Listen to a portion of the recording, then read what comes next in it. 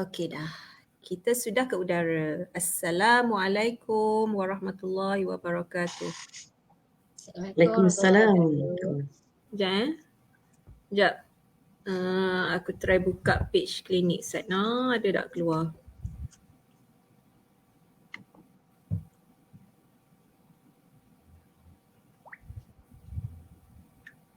Dah ada sesiapa di talian? Okey, dah ada. Kita tukar topik pula. Sekejap nak adjust.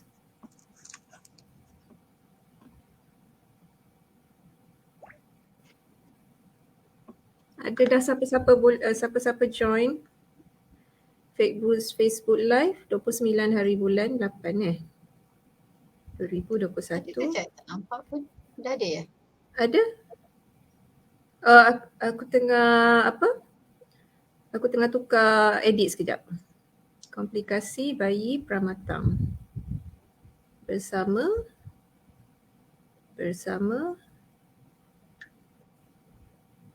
Okey. Dr. Nur Aziati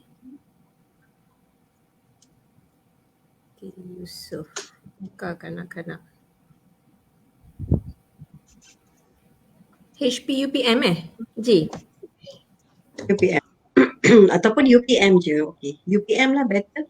UPM ya. Okay dah.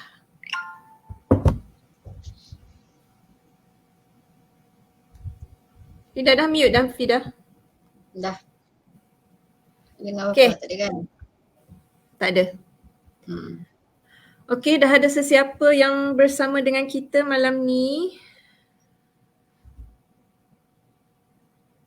Lambat sikit, kadang-kadang tu orang masuk lambat sikit.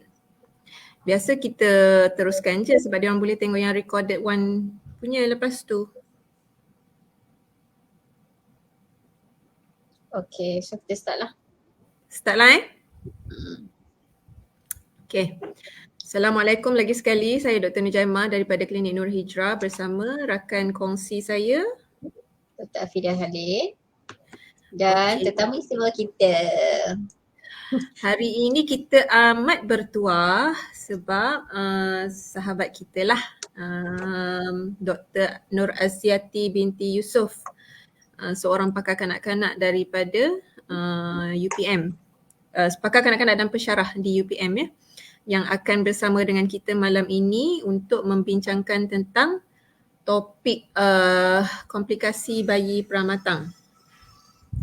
Okey? Kita santai-santai je. So Dr. Aziati.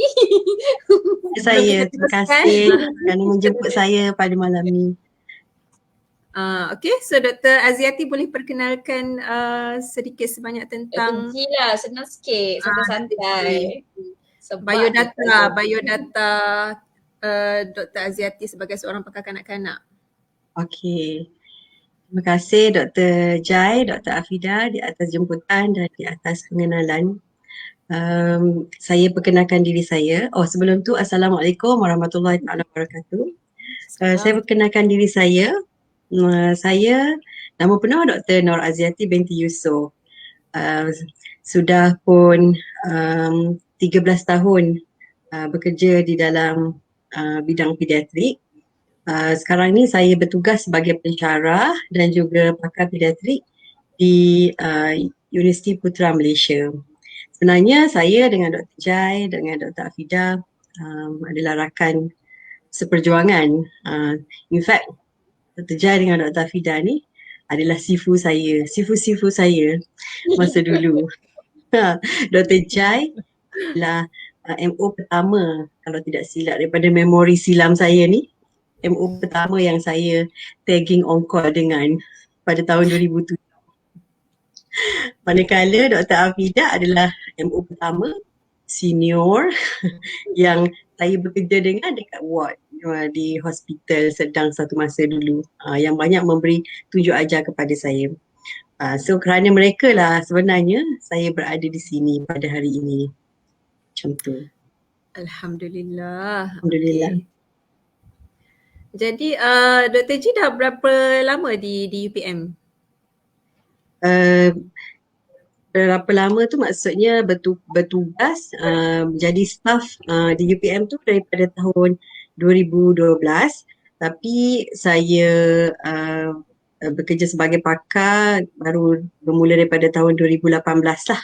So kiranya ni tahun ketiga saya sebagai doktor pakar di situ. Okey. Okey. Jadi itulah seperti yang Dr. G bercerita sebentar tadi, kita orang ni sebenarnya kawan rapat. Apa tu? Nur Syazila. Waalaikumsalam. Syazila ni pun staff nurse lama kita, sekarang dah sister kan? Syazila. Saya ingat Syazila yang sentiasa menolong saya di waktu on call. Takkan lupa. Itu dah antara yang dah senior tu. Selain daripada menolong saya memasang IV line, beliau juga rajin memasak di pantry. Membawa makanan apabila on call. Jadi bila on call tu rasa lebih bersemangat dan lebih yakin untuk on call. Okay. So itulah sedikit sebanyak tentang Dr. Nur Aziati. Kita orang ni sebenarnya dah lama kira satu klik lah, satu geng masa di Hospital Serdang dahulu, tapi ialah masing-masing membawa hala tujuan yang berbeza. Dr. Aziati terus menjadi pakar kanak-kanak dan saya dengan Dr. Hafida decide untuk buka klinik sendiri. Jadi bila ada peluang untuk membuat live ni, kita terpanggil lah untuk jemput Dr. Nur Aziati untuk ceritakan pengalaman dia sendiri. Macam mana beliau handle bayi pramatang. So kita recap semula. Fida nak recap? Okay, so bayi pramatang tu macam yang kita discuss 2 minggu lepas ya, bayi yang lahir kurang daripada 37 minggu. Maksudnya 36 minggu, 6 hari ke bawah terpanggil bayi pramatang. So, itu cakapkan. Dia ada kategori dia kan yang extreme prematurity, cepat Jai dia punya kategori, tak ingat dah. Extreme premature less than 28 kan. Extreme low birth weight less than 1 kilo. So kalau very premature antara 28 to 32 weeks macam tu. So kategori ni kita bagi sebab lagi dia kecil ya, umur dia lagi kecil, dia lagi komplikasi dia lebih banyak lah, survival rate dia tu lebih rendah biasanya. So hari ni kita nak tahulah komplikasi bayi-bayi pramatang. Okay, saya Dr. G. Sebelum ni sebelum ni kita bercakap tentang risiko di kalangan ibu-ibu yang mengandung kan, ibu-ibu yang terlampau muda, ibu-ibu yang pernah mempunyai sejarah kelahiran pramatang, ibu-ibu yang mengandung kembar, itu antara poor socio-economic income, chronic smoker yang merokok, apa semua tu kita dah bincang 2 minggu yang lepas. Ada masalah kesihatan sendiri ya, kejam manis, darah tinggi, itu masa lepas lah. Sebab punca-punca lah bayi pramatang. Okay, so kali ni kita akan fokus kepada bayi pula. Apakah komplikasi kelahiran pramatang di kalangan bayi? Okay. Kita tahu a bit sikit-sikit lah daripada head to toe, tapi kali ni kita invite Dr. Aziati lah untuk ceritakan pengalaman beliau. Okay, Dr. G? Okay, saya berkongsi berdasarkan apa yang pengalaman saya sendiri bekerja selama ni dekat ward bayi dan juga berdasarkan kepada apa yang diketahui sebagai komplikasi yang lazim terjadi di kalangan bayi pramatang lah. Jadi bayi pramatang ni macam yang Dr. Hafida dengan Dr. Jai maklumkan sebentar tadi adalah dia ada kategori dia kan, dan juga tapi secara umumnya 37 minggu, kurang dari 37 minggu dan dengan berat badan kurang daripada 2.5 kilogram, kita kira macam pramatang lah tu. Jadi komplikasi dia, sebabnya hari tu dah cakap pasal punca kan risiko mengapa dia boleh jadi pramatang. Komplikasi ni untuk bayi ni banyaklah, terutamanya sebabnya dia lahir tak ready lah. Kita bayangkan sepatutnya cukup 40 minggu atau paling common 38 minggu. Tapi ni dia awal beberapa minggu. Pasti ada komplikasi tersendiri. Kalau kita nak mudah lah, yang biasa berdasarkan pengalaman yang kami handle pesakit-pesakit baby-baby yang lahir dekat hospital, dia ada komplikasi awal dengan komplikasi akhir ataupun lambat, immediate atau early complication and late complication. So early complication ni sebagai contohnya apabila bayi tu lahir, sebab yalah bayangkan bayi tu kecil kan, bila bayi tu kecil dia mudah sangat untuk suhu badan dia tu tak stabil, kita panggil hypothermia. Kalau kita check tu suhu badannya 35 something ataupun 34, itu tak bagus lah, sebab ia akan berkait rapat dengan komplikasi yang lain. Yang kedua, komplikasi yang common juga terjadi adalah hypoglycemia, rendah bacaan gula dalam darah. Biasanya baby bacaan gula dia orang tak boleh kurang daripada 2.6. Kalau kurang daripada tu, dia akan jadi tak aktif lah, dia jadi lemah, tak boleh nak menyusu, dan kadang-kadang dia akan efek juga kepada aktiviti baby tu, dan pernafasan dia jadi tak normal. Okay, so itu yang paling biasa kita tengok, hypothermia ataupun suhu badan yang tak stabil ataupun gula yang rendah. Dan daripada tu, kesan ataupun komplikasi yang paling besar juga, yang besar sangat, yang kita bimbangkan sekali ialah kita panggil respiratory distress syndrome, akibat daripada paru-paru yang tidak matang. Kenapa paru-paru dia tak matang? Sebabnya tak cukup sejenis bahan kimia atau chemical lah kita panggil, sewantar dekat paru-paru tu, yang menyebabkan paru-paru tu tak nak berfungsi dengan baik, dan oleh itu tak berlaku pertukaran oksigen gas tu dengan baik.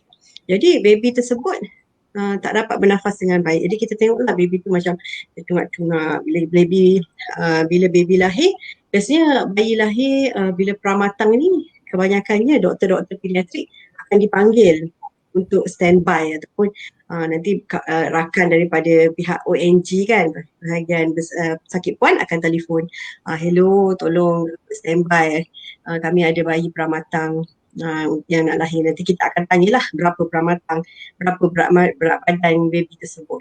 Kalau lagi kecil tu lagi suspend lah kan, nanti kita pergi berjemaah lah bersama dengan kawan kita kan, ataupun kalau baby tu besar sangat kita tak risau sangat. Jadi bila baby lahir, perkara pertama yang kita perhatikan adalah tengok aktiviti baby tersebut kan, adakah dia aktif, dan tengok gaya pernafasan dia kan. Dan paling penting juga tengok ciri-ciri tubuh baby tersebut, ada tak kelainan ataupun yang kita panggil tidak normal lah, seperti ada sindrom yang tertentu sebagai contohnya, yang mungkin juga boleh menjejaskan kesihatan bayi tersebut secara keseluruhan. So tu komplikasi yang awal, yang yang paling utama. Selain daripada tu, bila baby tu semakin bila kita dah stabilkan, kita akan bawa masuk ke ward baby lah. Tak boleh masuk ke ward dengan mak dia, sebab kecil comel benar kan, macam mana mak ni yang nak handle kan. So masuk ke ward baby, dekat situ kita akan pantau dari segi tekanan darah dia. Biasanya baby ni dia mudah untuk turun, tekanan darahnya pun tak stabil. Di samping ada kesan kepada aktiviti baby tersebut lah. Kadang-kadang baby ni bila pernafasannya tak normal, dia memerlukan alat bantuan pernafasan. Yang ini memang kita kena hati-hati sangat. Semua bayi pramatang yang lahir masuk ke dalam ward kita, kita handle with care sangat. Macam tu lah, kecil dah lah. Biasanya kalau sekilo tu syukur, alhamdulillah dapat yang sekilo kan. Kalau yang kenet tu 650 gram macam itu. So masa tu muda lagi kot kita orang, bila dapat yang 650 gram tu boleh jugalah masukkan wire-wire, boleh masukkan jarum kan. Sekarang Allahualam boleh buat lagi ke tidak kan. So begitulah antara kesan ataupun komplikasi awal yang kita boleh tengok. Tapi yang lambat sikit mungkin sebabkan dia tu pramatang, imun sistem dia tak kuat, dia mudah untuk dapat berkuman, sepsis, kita panggil septisemia. Ada juga yang dapat kuning yang sangat tinggi, menyebabkan kena letak bawah lampu ataupun terpaksa tukar darah juga kadang-kadang. Dan ada juga yang akibat daripada organnya belum matang seperti usus dan jantung. Macam usus kita tak boleh bagi dia makan dengan cepat-cepat macam baby lain. Dia kena bagi bila keadaan stabil baru startkan minum dan sebagainya. Dan sebaik-baiknya kalau baby-baby ni kita kena bagi susu yang susu ibu lah, sebab susu ibu yang terbaik. Tapi kadang-kadang tak boleh nak bagi susu ibu, kita terpaksalah mulakan baby tersebut dengan nutrisi yang kita masukkan melalui line yang special lah, kita panggil TPM. Itu pun semua adalah antara penjagaan bayi-bayi ni. Biasanya bayi-bayi ni bila dah komplikasi tu dapat diatasi dengan baik, selain daripada komplikasi masalah organ-organ tu, bila dapat dia diatasi dengan baik, capai berat badan yang stabil dan boleh menyusu dengan baik, tak ada komplikasi yang lain, baru kita bagi discharge balik ke rumah. So macam banyaklah kalau kita nak senaraikan. Mungkin Dr. Afida mungkin nak tambah ataupun nak bertanya apa lagi komplikasi yang kita boleh bincangkan. Okey, sebelum tu Jaya dia pernah tambah. Okey, Siti Ali, okey. Okey, Terima ada Kak kasih Mas kepada yang ni. join Ada berapa orang join ni? Kak Mas, Waalaikumsalam. Iza, okey. Hai Kak Iza, Mas, Waalaikumsalam. Haiza. Kak Mas ni samalah, sifu senior, super duper senior dulu ya. Kak Nas, ni pun super senior juga. Nas Naliza ke? Naliza. Oh, Ni nombor sis. Sekarang big boss tu. Dia kontrol ni cakap. Iza. Okay. Ni semua senior lah ni. Nas yang banyak sangat membantu. Zaman-zaman tak tahu nak buat apa, tanya macam mana macam nak terkepak bila terlampau ramai pesakit tu. Misi-misi ni lah yang tolong set line lah, tolong masuk drip lah kan, tolong tengok setting ventilator. Ya, alumni NICU ni betul. Okey, macam-macam kisah silam tu. Okey. So apa tadi? Nak tambah Nak tambah apa Nak tambah apa lagi? Nak tambah mungkin boleh naikkan juga daripada komplikasi daripada head putus pun boleh juga, ataupun mau share pengalaman pun bagus juga. Mesti banyak pengalaman yang indah-indah belaka sewaktu di zaman bila Dr. cerita tu kan macam terbayang-bayang lah kita dekat NICU dulu kan. Dia very tricky tau kalau premature baby ni, sebab kadang-kadang tu bila baby tu atas pagar kan, bila atas pagar tu dia punya 25 to 26 week gitu. Lepas tu berat pun 600, 650. Kita macam bersalah kan, sebab ada certain baby ni bila dah very extreme premature ni, kita tahu dia punya outcome tu is not so good lah, dengan pendarahan pada otak apa semua kan. Tapi we still macam kita terpaksa follow dia punya guideline tertentu. So mana yang kita rasa still salvageable, kita boleh selamatkan, then kita akan buat macam yang Dr. Nur Aziati cakap tadi lah, Dr. G cakap tadi, kalau masalah RDS, paru-paru tak matang, kita akan intubate, ventilate, bagi masuk tube kat tekak, sambung dengan mesin pernafasan. Lepas tu kita akan bagi ubat Servanta untuk open up dia punya paru-paru. So this bagi pramatang ni kan macam Dr. J cakap ni very very tender loving care gitu. Kena jaga macam menatang minyak yang penuh tu. Sebab tu kita masuk dia dekat NICU, iaitu neonatal punya ICU lah. Macam ICU orang besar tu, ICU kan intensive care unit, yang ni neonatal, baby, susah sangat. Sebab tu kalau hospital kan biasanya dia akan update lah mana bayi pramatang, dah cukup ketak dia punya ubat Dexa dia semua kan, yang kita cakap minggu lepas untuk matangkan paru-paru. Lepas tu tiba-tiba ada yang baru datang tu semua cemas lah, sebabnya kita kena sediakan tempat, kita kena sediakan mesin macam tu. So bila dipanggil je memang satu gerombolan lah akan bawa segala-galanya. Doktor, misi semua cemas sebab tahulah outcome dia, memang kena jaga betul-betul. Memang tak tidur malam lah kalau keluar baby premature tu. So itulah. kalau kira head to toe macam kita cakap tadi, kena jaga very tender loving care, terlebih oksigen sikit pun tak boleh, nanti mata rosak, terkurang oksigen pun tak boleh. Kan perkembangan terbantuk apa semua. Pengalaman Dr. G sendiri kalau yang dekat selama di Serdang kan, Hospital Serdang, ramai ke bayi pramatang? Ramai. Dia macam apa, kalau dalam sesuatu masa dia macam kadang-kadang tu bermusim sikit macam gitu. Kalau macam keluar pramatang tu berjemaah pramatang. Alhamdulillah rezeki kepada kita.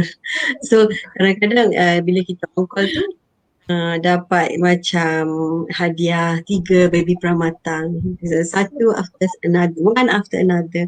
So itu pun maknanya rasa macam dalam hati penat lah kan, tapi saya yakin terjadi begitu sebab Allah nak bagi kita semua pandai dan Allah pilih siapa yang bayi tu nak lahir masa siapa on call kan, macam tu.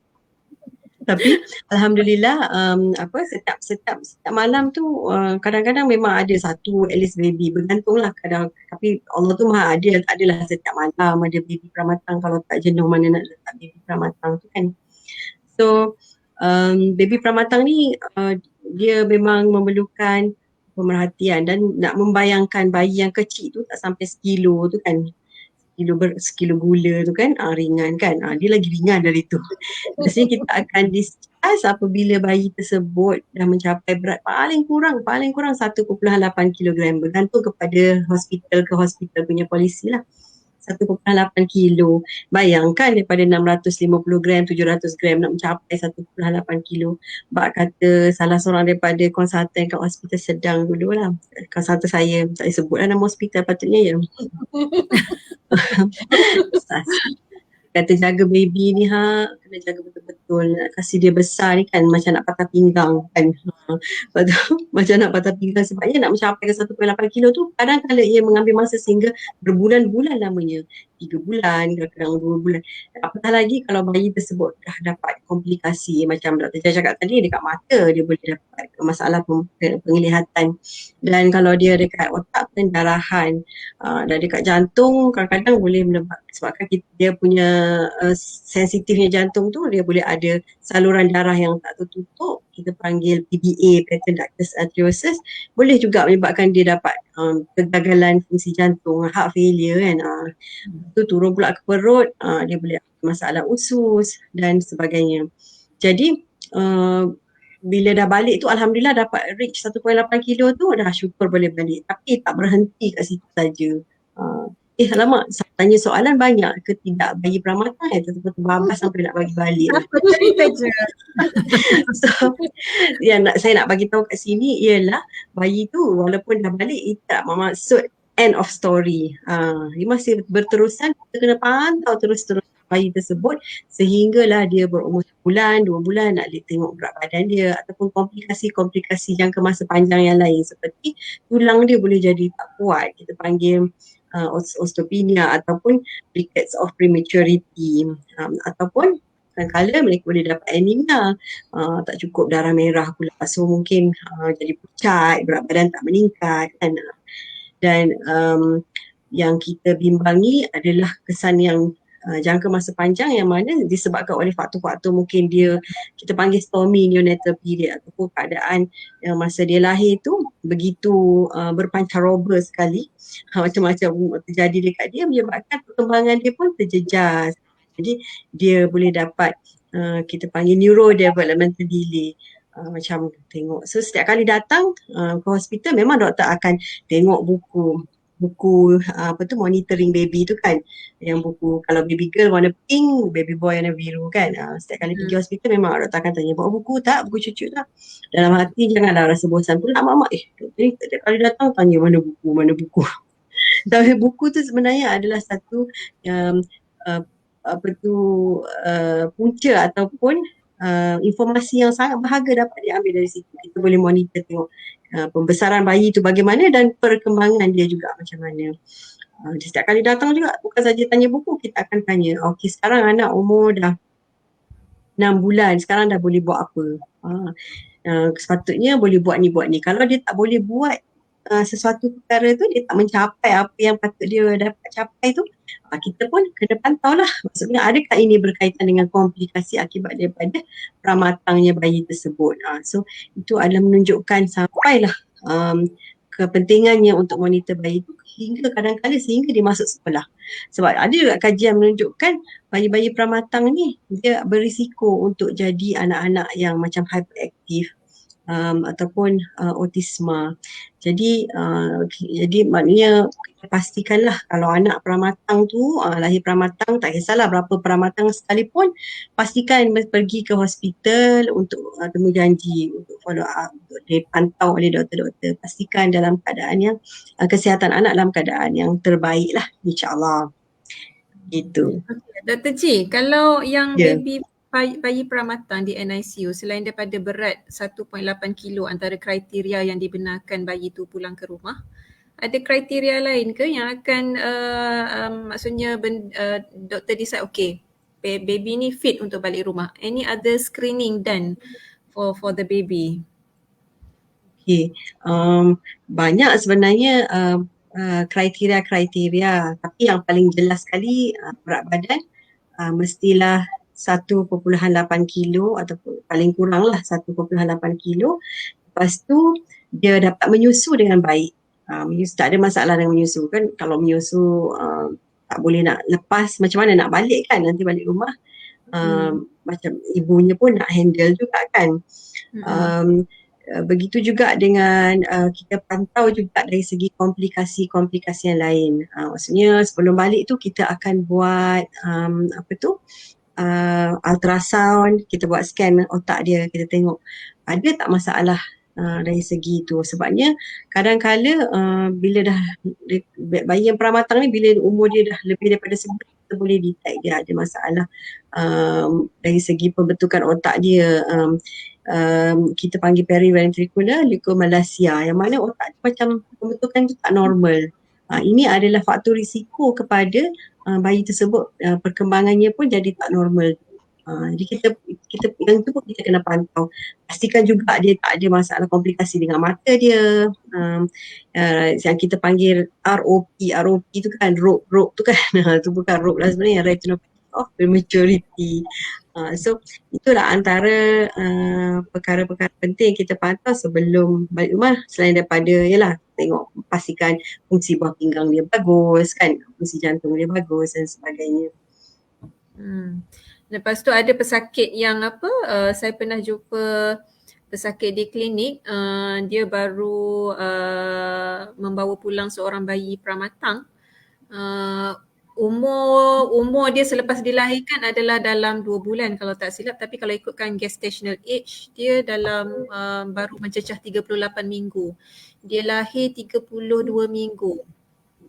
Okay. Jadi mak-mak ayah ni diorang macam risau dari segi satu, macam mana nak switch from the premature formula feeding, and then whether boleh terus bagi susu formula baby sama macam baby matang yang lain, and then adakah boleh bagi on demand macam biasa ataupun kena kena bahagi-bahagi betul berapa meal dia kena ambil every 2 to 3 hours ke apa ke. Lepas tu apa lagi yang dia tanya, dari segi pembuangan najis, dia kata kadang-kadang tu macam bila nak switch the formula tu macam susah pula nak berak. So adakah penjagaan bayi yang peramatang ni bila dia dah capai umur sama macam bayi yang dilahirkan matang, let's say gestational age dia dah reach 39-40 weeks, sama tak macam mak dia tak bagi susu badan dia dah stop, so dia bagi susu formula.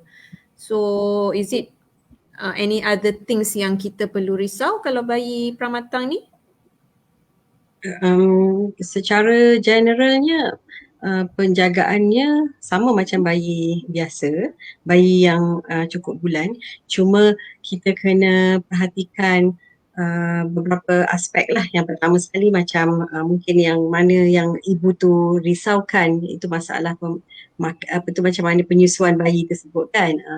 Sebab perut diorang kan sensitif, lahir pun dengan keadaan perut yang tak berfungsi sepenuhnya dengan baik.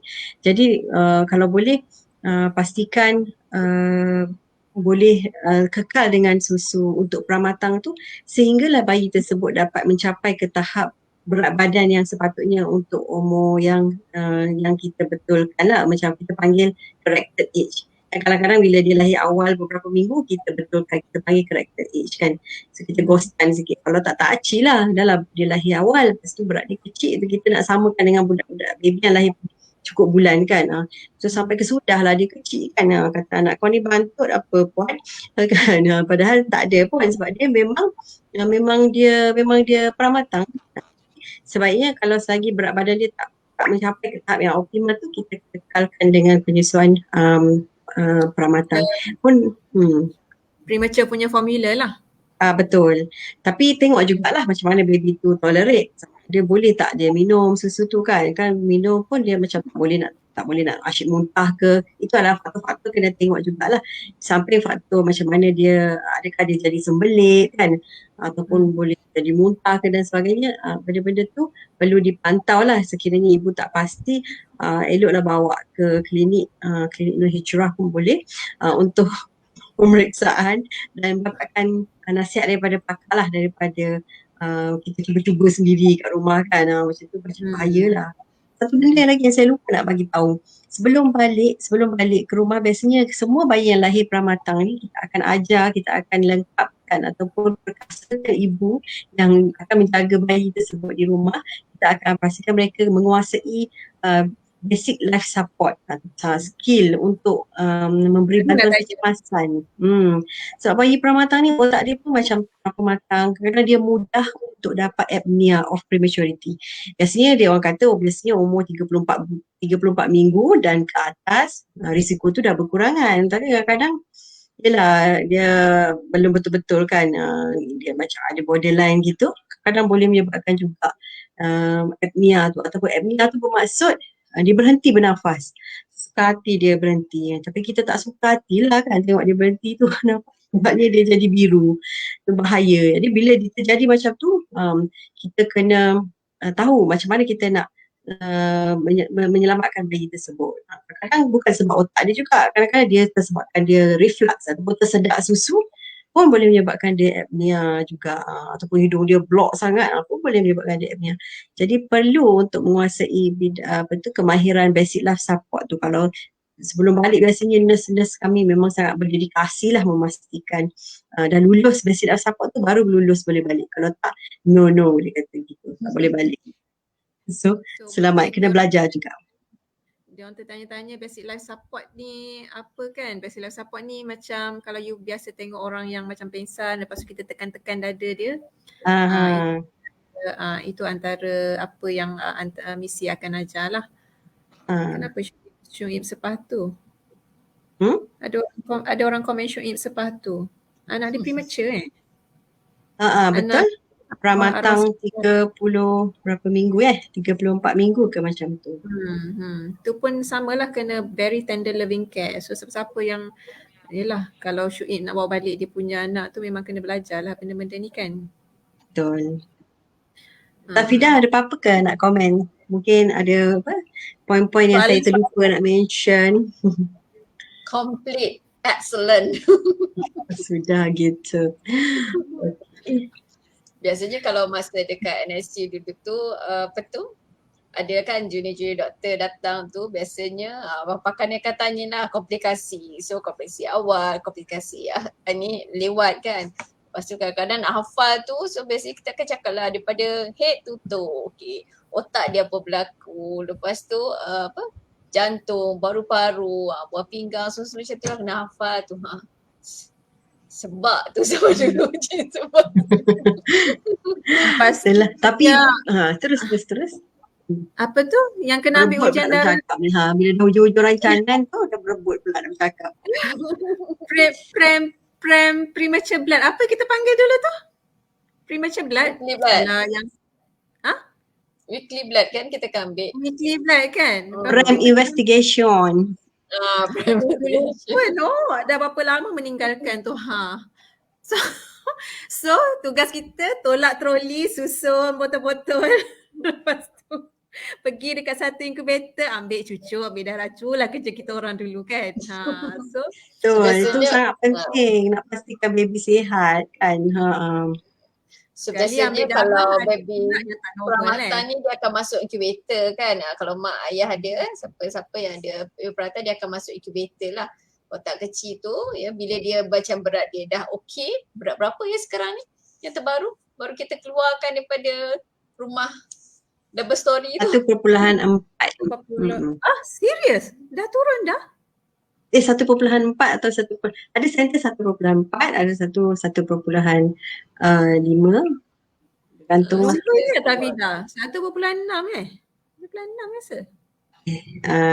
Rasa 1.5 kan. 1.5 ya. Kita tak ikut rekod. Yalah dah lama So, tinggalkan. turun. Ya Naliza, BLS wajib diberi sebelum balik rumah. Betul. Penjagaan bayi peramatan juga diajar. Ya betul. Siti Syafika 1.5. Bagus sister memberikan input secara langsung. Sini jangan diorang lagi expert daripada kita sebab diorang lah yang menjaga baby-baby ni tahu tak. Time kita orang doktor-doktor ni dah penat on call, tidur kat bilik on call tu misi-misi ni lah yang akan panggil doktor perut baby boncit. Doktor baby nafas tak elok. Diorang lagi expert sebenarnya. Terima kasih misi-misi.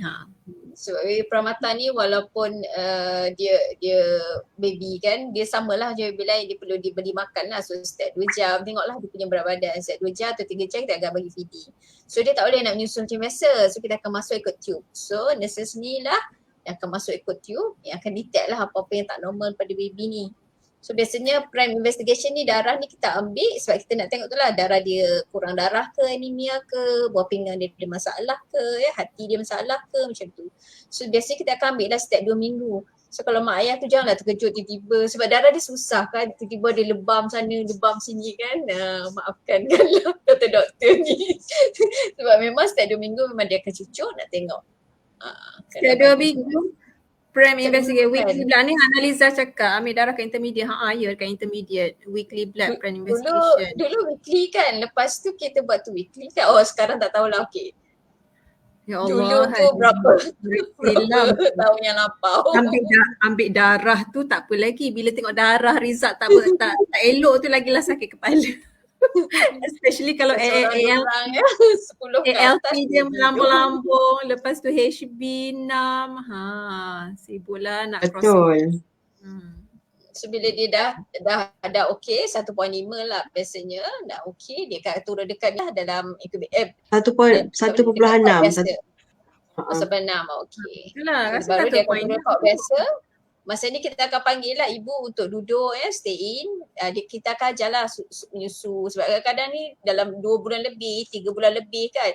Mak-mak pun dah lupa dah dia ada anak.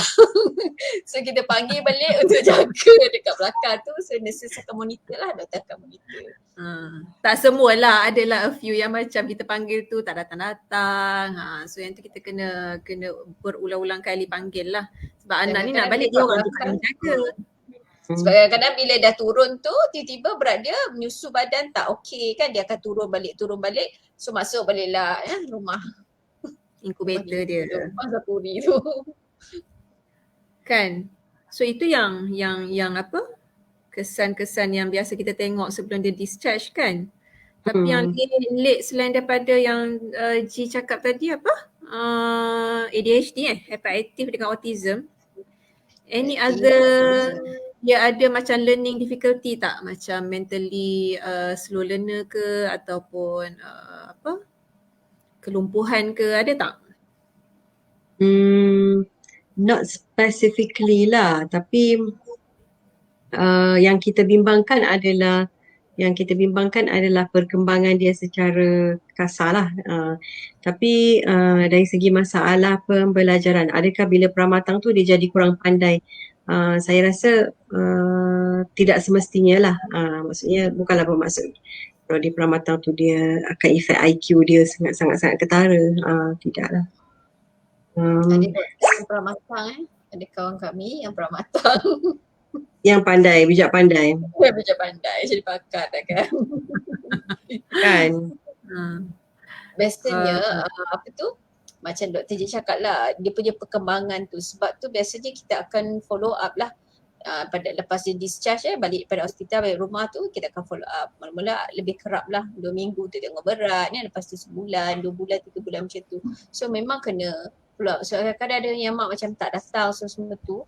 So kadang-kadang pindah ke kan tak tahu nak follow up mana. So bila datang balik tu lepas berapa bulan kita detect.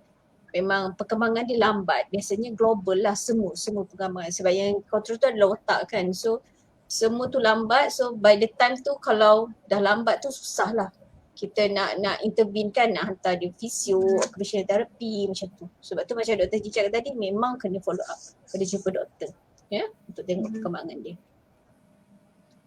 Ada yang apa? PVL, periventricular leukomalacia, itu yang sampai boleh menyebabkan cerebral palsy kan biasanya. Sebab masa awal kita tak tahu kan, baby kan masa awal dia nangis, tidur, tak bergerak kan. So bila dia makin besar, kita boleh nampaklah perkembangan dia. Umur macam ni dah tak boleh buat macam mana, tak boleh buat apa-apa kan. Sebab tu kita kena detect, kita kena detect tu pun sampai besar lah. Orang lain dah berjalan, dia tak berjalan lagi. Orang lain dah bercakap, dia tak bercakap lagi. Di mana pula Dr. Aziati ni Okay, so macam Dr. Ji cakap tadilah, early complication dengan late complication. Early tu biasanya sementara bayi tu masih di hospital. Late complication tu bila kita detect problem, bila pesakit-pesakit peramatan ni follow up dengan kita sehingga ada yang sampai masuk sekolah pun ada. Masuk sekolah sebab kita tengok dia ada macam hyperactive sikit, behavior punya problem sikit. Kebanyakannya pengalaman saya diberitahu oleh seorang pakar kanak-kanak di Serdang dulu, dia tersebut lagi. Dia kata yang paling common adalah baby peramatan ni typically dia akan macam hyper sikit. Dia macam overly active. So itulah perangai dia orang. So kalau ada serta-serta ibu yang cakap aktifnya anak saya ni doktor, dulu kecil je, memang itu perangai dia orang biasanya. Gitu. Okay. Kenapa gelap tu? Mungkin masalah teknikal bagus. Macam anak saya semuanya dihalau keluar, kita dah tutup pintu. Bagi tahu kami, Umi ada live, duduk luar, kunci pintu. Okay. Jangan sampai-sampai kacau. Kita ada yang bangun je. Aisyah. Oh patutlah. Ada siaran tergedali sebentar tu. So ada kat tepi lah tu? Ada. Okay.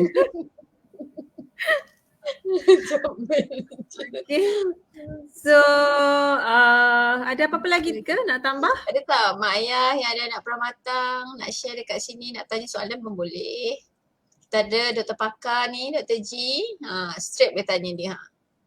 Sekarang kan COVID ni susah kan nak pergi appointment. Ni kami bawa kan doktor pakar pediatrik kat sini. Kita cerita pengalaman lah kot sikit sebelum kita tamatkan live kita. Pengalaman banyak sebenarnya pengalaman kan Ji kan. Ada yang pernah saya dapat bayi extreme premature 28 minggu twin. Dua-dua keluar serentak, dua-dua dapat paru-paru berdarah. Memanglah dua-dua serentak dah twin kan. Yelah. So dua-dua boleh lain je dah. Macam terkepak tu nak manage dua-dua tu. Seorang tu tapi alhamdulillah lah survive lepas tu. Dia paru-paru berdarah sebabnya paru-paru dia terlampau lah tak matang, diberi sevantar, lepas tu memerlukan bantuan pernafasan. Ventilator tu sangat tinggi, lepas kita bagi bantuan pernafasan setting yang sangat tinggi, dia macam meletup pula. Bila dah meletup terpaksa masuk tiup. Tu biasa kan Fida? Belah kiri ada 2 tiup, belah kanan ada 1 tiup. Itu spider tu kan. Itu antara pengalaman-pengalaman yang tak boleh dilupakan lah. Lepas tu apa lagi? Perut, usus bengkak sampai terpaksa panggil pakar bedah kanak-kanak untuk apa? Untuk tengok. Ada kan? Tapi necrotizer. Ada yang sampai kena tebuk dekat perut sebab terlampau bengkak sangat nak keluarkan air dia. Banyaklah. Itu antara kes-kes yang agak teruk sikit lah. Tak ramai sebenarnya. Premature yang teruk-teruk pun dalam seorang dua macam tu. Tapi kebanyakannya bila kita dah jaga elok-elok, insyaAllah survive lah. Tapi kena memang macam menatang minyak yang penuh tu lah. Itulah. Saya cuma nak berkongsi last sekali sebelum kita berakhir malam ni kan. Saya rasa sangatlah penting untuk ibu walaupun dia bersalin anak bermatang, untuk dia nombor satu sangat positif, kekalkan berfikiran positif dan optimistik mengenai keadaan anak lah.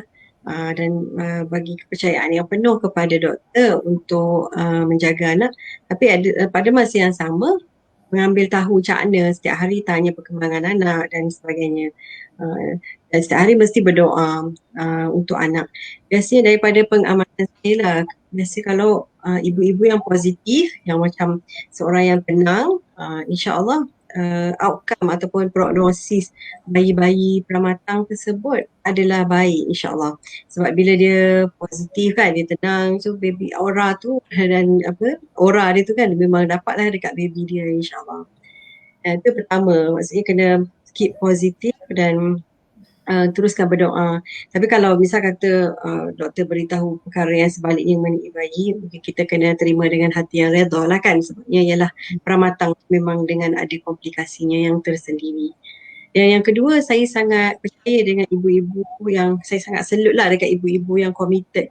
Walaupun anak dia pramatang, dia berusaha keras untuk menghasilkan ataupun untuk menyediakan susu EBM, Express breast milk kan. Dia committed sangat, setiap 2 jam dia perah walaupun bayi dia duduk dalam incubator lagi. Mestinya ni pun salah satu ataupun baby yang macam akan outcome dia lebih baik lah, sebab dia menyusu dengan lebih baik lah, dan dapat antibody daripada ibu dia melalui susu tersebut. Jadi itu yang saya berkongsi lah, maksudnya pramatang tu tak bermaksud teruklah anak saya semua negatif, tidak. So insyaAllah lah. Ada soalan. Ada soalan daripada Syazila. Doktor, bagi sikit tip penjagaan baby pram yang delivered kat KK sebelum ditransfer ke hospital. Di KK kelengkapan tak sama macam di hospital, so apa yang patut nurses or doktor lakukan? Maksudnya apa keutamaan yang perlu diberikan pada baby pram tu? Biasanya ventilation support lah kan? Any comment? Betul. Dia merangkumi macam mana nak stabilkan bayi tersebut lah. Yelah, macam dekat klinik kan macam bukannya peralatan tu banyak kan. Jadi yang penting sekali bila kita dapat bayi pramatang terbersalin dekat klinik tu, kita cuba stabilkan bayi tersebut. Paling penting untuk kontrol temperature bayi tersebut kan. Bila bayi tu lahir, bukanlah macam kita cuba elakkan daripada kulit bayi tu terdedah. So pakaikan topi, balut baby tu kalau ada plastic wrap ataupun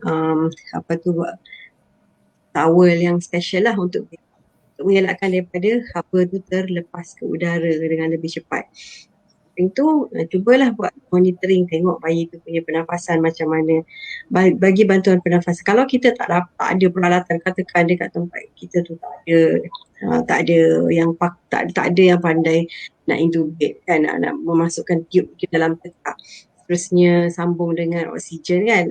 Maksudnya kita cuba bagi tekanan oksigen dengan menggunakan oksigen dan letakkan dekat muka bayi tersebut kan, macam dengan tangan macam tu kan. Itu pun sudah cukup memadai sebenarnya untuk supply oksigen tu. Dalam back mask ventilation kalau yang tak boleh nak expand. Ya, betul. Kalau tak ada sangat, baru kita letak back mask ventilation tu. Ataupun pakai dengan mask tu. Sebabnya kalau ada tu, alhamdulillah, syukurlah. Sebab kita yang nak mengekalkan, nak pastikan paru-paru dia tu kembang lah, dan supaya dapat berlaku pertukaran oksigen tu dengan lebih baik. Lepas tu cepat-cepat transfer. Janganlah tunggu lama pula. dia just to buy time kan Shazila, you just want to buy time sebelum sampai ke hospital yang you all nak transfer. So just nak make sure baby tu boleh survive. Biasanya itulah temperature control macam Dr. G cakap, lepas tu dia punya ventilatory support lah. ABC kan airway, breathing, circulation. So Tapi airway tu dia circulation tu susah sikit kot. Circulation tu salur darah dia kecil kan, kadang-kadang jarum kecil. melainkan you all ada nampak. branula baby pula. Kalau you all tak ada branula baby tu maybe kena bagi bag mask terus hantar ke hospital kan. So wrapping the baby, lepas tu oxygen support ataupun non-invasive plastik lah lebih bagus. So kalau you all ada bag and mask dekat KK tu yang pediatric size, I think should be okay lah. Just to transfer the baby to hospital. Kita tengok saiz yang sesuai lah. Sebab kan kalau besar benarnya macam tak mencapai objektif pula kan. Seperti ni kan. Dan bag tu jangan kuat sangat kan. Dia kena 3 jari je kan. Sikit je kan. Kan meletup pula dia punya baru-baru tu. Kan. Itulah. Okay. Ada apa-apa soalan lagi? Kalau ada apa-apa soalan boleh bertanya di ruangan komen. Kita boleh balas secara bertulis lah. Right? Okay. Satu lagi pengalaman lah selain pada yang Dr. G cakap berfikir positif ya, try dapatkan susu ibu. So kalau boleh tu selalu jenguklah baby ni. So berdasarkan pengalaman kita dulu kan je, kalau apa tu mak ayah yang selalu datang, kadang-kadang mak ada masalah so ayah dia akan datang kan, mak dalam pandang kan, ataupun nanti mak dia dah okey, mak dia datang. So baby ni selalunya akan lebih cepat naik berat badan dan lebih cepat keluar. Sebab mak ayah dia tu ada kat situ. Banyak yang kita tengok memang macam tu lah. Betul. Sebab kita nak bagi, kita dah jaga betul-betul baby kan dalam NICU, dah make sure dia sihat apa semua. So kita nak dia balik pun dalam keadaan yang mak ayah pun dah ready untuk jaga dia. That's why ada serta-serta mak ayah tu kita bagi dia duduk sekali kan dekat NICU. Sebab kita nak dia establish susu badan apa semua, dah comfortable dengan baby, dah ada bonding dengan baby tu. Baru kita bagi balik. So mak-mak yang memang very proaktif, yang duduk lama dengan baby memang sekejap je lah kita bagi dia balik. Kadang-kadang even baby di incubator pun mak-mak akan datang kan. So dia akan basuh tangan, bersih-bersih kan, kadang dia sentuh baby. Urut-urut baby kan. Salah satu urutan. Lupa. Urutan baby massage. Lebih cepat. So biasa nurses ni akan ajar baby massage ni, infant massage ni. So baby peramatan ni lagi cepat berat badan, lagi cepat dia. Rindu pula Tuhan nak kerja kat NICU. Teringat-ringat. Silakan. Okay, ada apa-apa lagi? So kalau ada apa-apa komen, soalan boleh boleh tulis kan. Nanti kita jawab apa tulis lah sebab dah nak habis dah. Okay, kita dah sampai ke penghujung. Kita dah sampai ke penghujung live kita. Banyaklah yang kita dapat kupaskan daripada Dr. G malam ni. Terima kasih banyak-banyak kerana sanggup meluangkan masa bersama kami, bersama kita semua. Mungkin kalau ada rezeki lagi, kita akan panggil lagi sekali. Boleh G? InsyaAllah. Untuk topik-topik yang lain pula. Boleh insyaAllah. Dengan syarat-syarat tertentu lah. Obviously. Boleh, tak ada masalah. Anything insyaAllah. Nanti dah habis PKP ya, kita pergi caravan. Okay. So itu sahaja dari kami. Saya Dr. Nujaimah dengan Dr. Afidah daripada Klinik Nur Hijrah. Terima kasih kepada Dr. Aziati, pakar kanak-kanak UPM. Semoga anda semua bermanfaat daripada live kami. Dan sekiranya you all rasa ada orang lain yang akan boleh bermanfaat daripada live kami ni, boleh share the video sebab video ni dekat Facebook page Klinik Nur Hijrah with status public, so you all boleh share this one. Okay, terima kasih kepada yang menyertai kami. Selamat beristirahat. nurses yang senior tu. Terima kasih Ji. Terima kasih Ji. Terima kasih kembali. Okay, Assalamualaikum. Assalamualaikum. Waalaikumsalam warahmatullahi